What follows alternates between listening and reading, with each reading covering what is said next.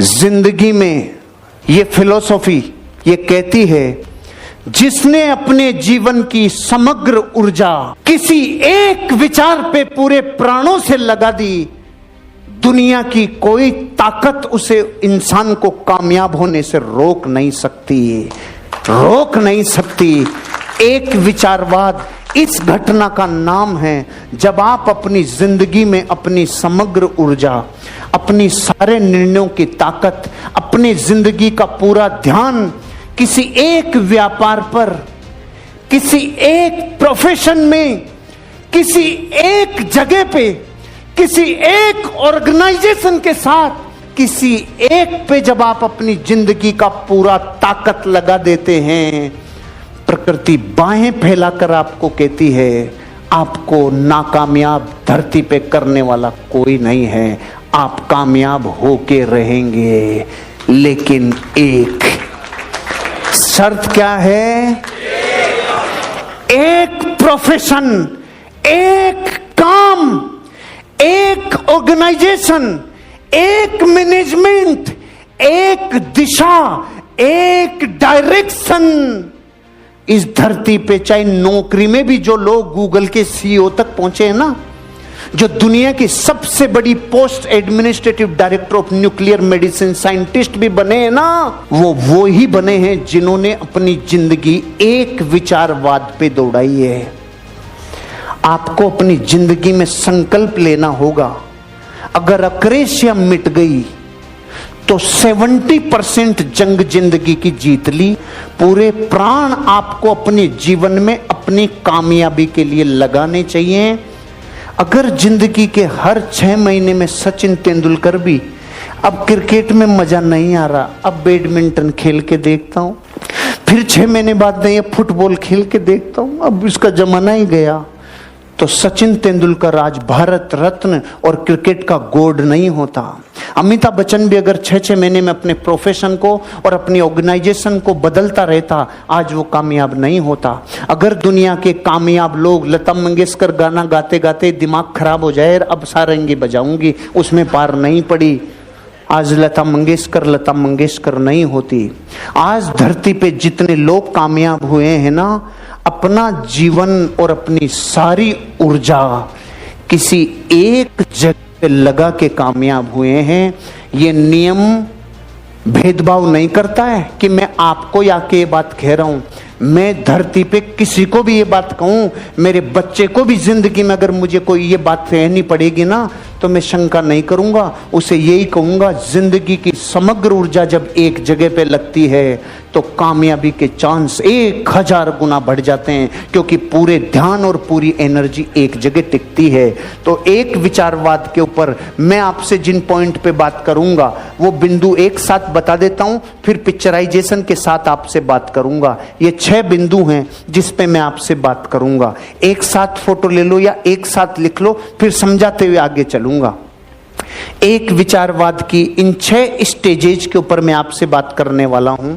एक विचारवाद की ताकत तब लगती है जब आपने अक्रेशिया मिटा ली हो। तो चलते हैं एक एक बिंदु पर। ऐसी अवस्था जब दिमाग में सटीकता से एक ही चीज होती है, कोई द्वंद्व नहीं होता, ऐसी स्टेज का नाम है एक विचारवाद। अपनी जिंदगी में आप ये ध्यान रखना, जब अपनी लाइफ में आप अपने प्राण किसी एक जगह लगाते हो तो कामयाबी मिलती है, और जिनका ध्यान चारों तरफ रहता है, द्वंद्व में रहते हैं, दुनिया उनके ऊपर हंसती है। एक प्रेमिका थी, अपने प्रेमी से मिलने के लिए बेसुध दौड़ी जा रही थी, कोई होश नहीं था। रास्ते में एक मुसलमान भाई साहब अपना पवित्र वस्त्र मुसल्ला बिछा के नमाज अदा कर रहे थे। उस औरत को होश नहीं रहा, उसने उस पवित्र वस्त्र के ऊपर पांव रख दिया और आगे चली गई। उसकी तपस्या भंग हो गई। जब वो वापस आ रही थी तो उस व्यक्ति ने बोला, मूर्ख औरत, तुझे ये होश नहीं है कि मैं खुदा की फितरत में लीन हूं? तुझे ये होश नहीं है कि तू मेरे पवित्र वस्त्र के ऊपर पांव रख के जा रही है? तुझे ये होश नहीं है? वो औरत सहम गई, उसने क्षमा मांगना चालू किया, आंखों में आंसू आ गए और सहमी आवाज में हाथ जोड़ के माफी मांगते हुए बोली, मुझे माफ कर देना भाई साहब, मुझसे बहुत बड़ा पाप हो गया, मुझसे बहुत बड़ी भूल हो गई। लेकिन मेरे मन में प्रश्न यह चल रहा है, मैं सांसारिक प्रेम के बंधन में बंधित थी, मुझे नहीं पता चला तेरे मुसल्ले पे पांव रख दिया। तू अल्लाह के प्यार में मस्त था, तुझे कैसे पता चला मैंने तेरे मुसल्ले पे पांव रख दिया। एक आदमी ने अपराध कर दिया तो बादशाह ने उसको सजा दी, उसको ऑप्शन दिए सजा में कि तेरे पास 2 ऑप्शन हैं, या तो 100 प्याज खा ले या 100 कोड़े खा ले। आपको और हमें भी चुनना पड़े तो आपको और हमें सबको पता है पहले क्या चुनेंगे।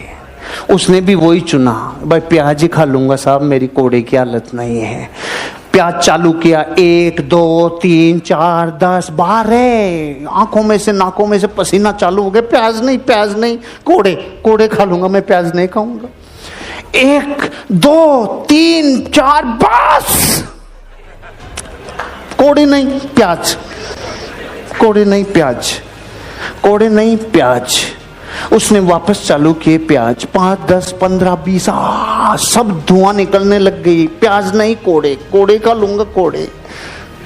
100 प्याज भी खा गया, 100 कोड़े भी खा गया।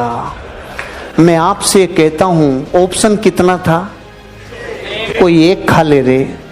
जो कईयों के चक्कर में रहते हैं वो किसी के ही नहीं होते। एक लाइन करोड़ों अरबों रुपए की बोल रहा हूं, दोबारा सुन लेना। जो सबके होते हैं ना वो किसी के नहीं होते। जो सबके होते हैं ना वो किसी के नहीं होते, और जो किसी एक का होता है वो सबका कभी नहीं होता। इसलिए अपनी जिंदगी एक जगह, एक अवस्था, एक जगह अपने ध्यान पूरी सटीकता से दोगे। अक्रेसिया मिट गई, महाभाग्य जन्म ले गया।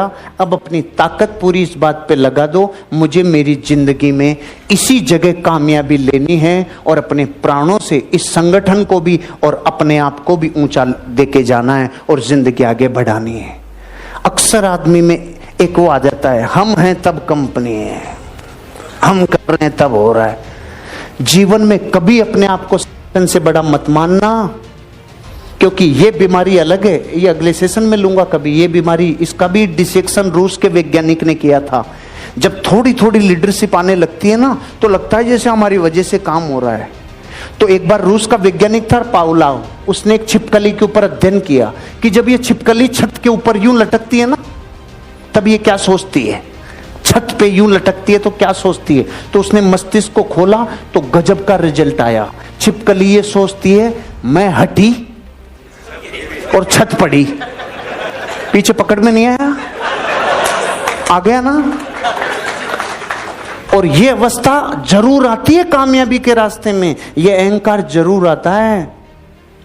मैं तो ऑक्सीजन इसलिए लेता हूं, मैं नहीं लूंगा तो बेचारी ऑक्सीजन का क्या होगा। और ऑक्सीजन कह रही है मुझे तू नहीं लेगा तो मेरा क्या होगा ये तो मुझे पता है, लेकिन मुझे नहीं लेने से तेरा क्या होगा कालिया ये तुझे पता नहीं है। कोई द्वंद्व नहीं चाहिए, कोई भ्रम नहीं चाहिए भैया। जिंदगी में ध्यान रखना, ऑर्गेनाइजेशन से बड़ा कोई नहीं है। आपके डायरेक्टर्स को ये बात पता है, मैंने मेरी जिंदगी में कभी भी किसी काम को किया तो पूरे प्राणों से समर्पित होके किया। मैंने जिंदगी में ऑर्गेनाइजेशन को पहले नंबर पे रखा। आज भी आप चाहे किसी भी को भी देख लो, सामाजिक संगठनों के जो अधिकारी होंगे वो कहेंगे संगठन मेरे लिए पहला है। एक और अवस्था एक विचारवाद की, आपका काम करने का जो फ्लो है उसमें निर्वाण हासिल करने की जबरदस्त कला देता है एक विचारवाद। समझो दोबारा, फ्लो स्टेट में माइंड तब जाता है जब किसी काम को इतनी एनर्जी लगा दें कि पता भी नहीं चले कितने घंटे बीत गए, पता भी नहीं चले भूख लगी कि नहीं लगी। ऐसा फ्लो स्टेट चाहिए। आइंस्टाइन ने अपने दोस्त को भोजन पे इनवाइट किया। आइंस्टाइन ने अपने दोस्त को भोजन पे इनवाइट किया। जब वो दोस्त आया तो आइंस्टाइन अपने प्रयोग में बिजी था, और इतना बिजी था कि 6 घंटे हो गए उसको बैठे बैठे। उसने डिस्टर्ब नहीं किया, क्योंकि उसको पता है कि इस प्रोफेशन में आदमी को डिस्टर्ब नहीं किया जाता, क्योंकि वो फ्लो स्टेट में चला गया। दुनिया से इंसान 95 से 5 में तब जाता है ना तो अपने काम में इतने प्राण लगाता, इतनी मोहब्बत, इतना प्रेम, इतनी प्यास के साथ उस काम को करता है कि फ्लो स्टेट में चला जाता है। तो आइंस्टाइन जब 6 घंटे बाद फ्री हुआ तब तक वो खाना खा चुका था। वो जो दोस्त आया था वो खाना खा चुका था, बर्तन वहीं रखे थे। तो आइंस्टाइन आकर देख के ऐसे बोला, मां कसम ये बर्तन अगर सबूत नहीं होते तो मुझे पूरा यकीन है कि मैंने अब तक खाना नहीं खाया, मैंने नहीं खाया, लेकिन ये बर्तन कह रहे हैं कि मैंने खा लिया। कुछ समझ में आया? जिंदगी में एक विचारवाद इसको कहते हैं कि अपने काम को करते टाइम इतना प्यास, इतने प्राण लगा दो कि आपको ये होश नहीं रहे कि आपने खाना खाया कि नहीं खाया।